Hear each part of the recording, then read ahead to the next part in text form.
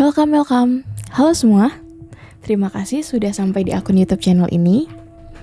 Ini adalah video sekaligus podcast pertama yang hadir di channel YouTube The Black Screen.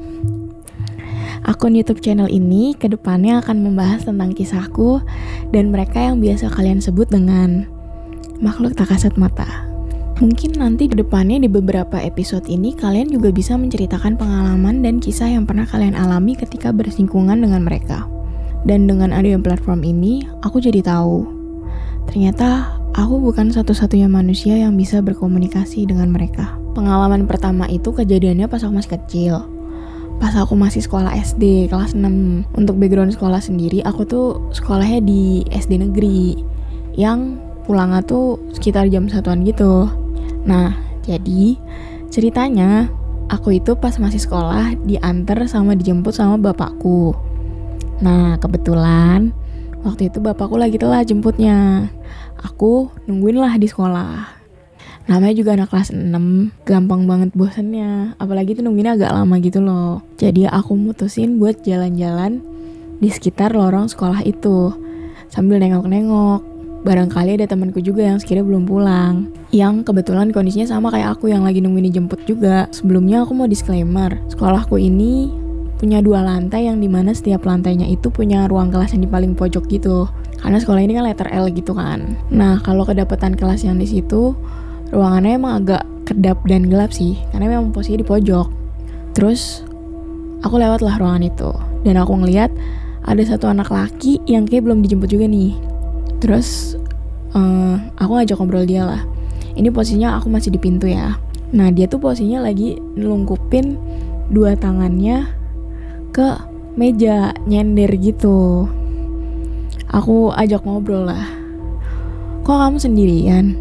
Belum dijemput juga ya?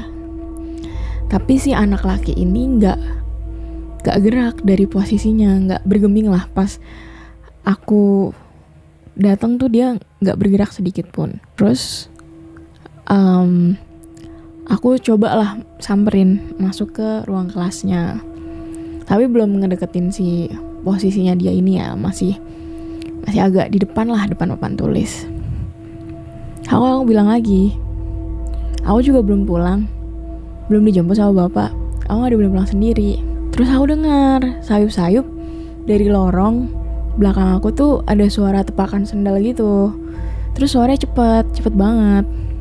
Nah, pas aku nengok belakang, oh ternyata bapak aku. Terus bapakku bilang gini, dicariin kemana-mana nggak taunya di sini, ayo pulang. Dan suara bapak-bapaknya kan. Terus aku bilang, tar dulu pak, ini temanku juga belum dijemput, kasihan sendirian. Sebab aku ngomong gini, temen yang mana? Lawang dari tadi kamu sendirian di kelas. Ini kan udah jam 2, semuanya udah pulang. Dari situ aku balik nengok lagi ke temanku yang ada di meja itu. Kali ini dia udah bangun dari posisi telungkupnya. Mukanya pucat, pilu, dan natapku sambil sedih gitu. Semenjak itu aku tahu dan sadar, yang aku lihat tadi itu bukan manusia.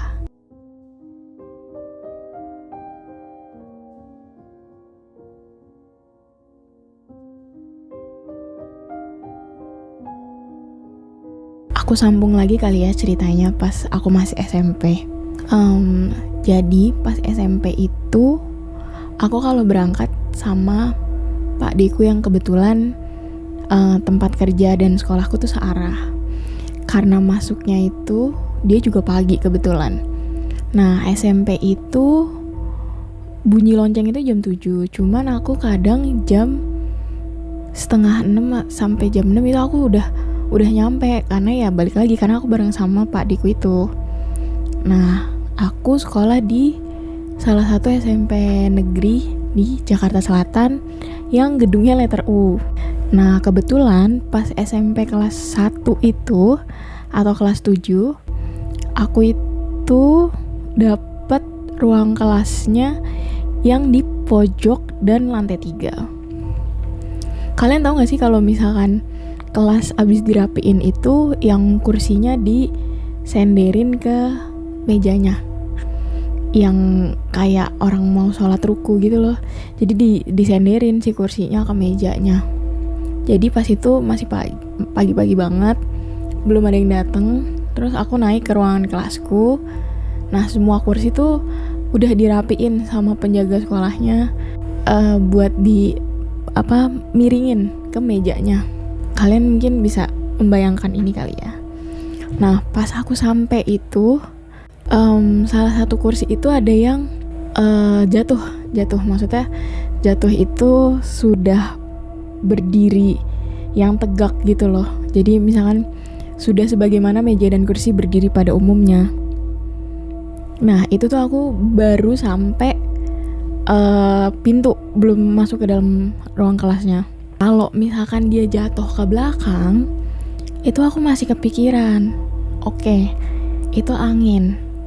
Walaupun aku percaya itu bukan angin, karena kursi itu berat guys, nggak mungkin tampar angin dikit tuh langsung jatuh gitu loh. Tapi aku masih kayak, ya udahlah nggak apa-apa. So aku masuk nih ke ruang kelas ya kan. Terus lagi-lagi baru sampai depan papan tulis, tiba-tiba si kursi yang tadi jatuh itu dia balik lagi nyender ke mejanya sendiri gitu. Dari situ aku udah gak berani masuk kelas pas pagi-pagi. Aku langsung lari ke bawah dari lantai 3 itu. Aku teriak, aku manggil satpam sekolahku. Aku udah gak berani, karena kayak kalau angin itu udah gak mungkin guys.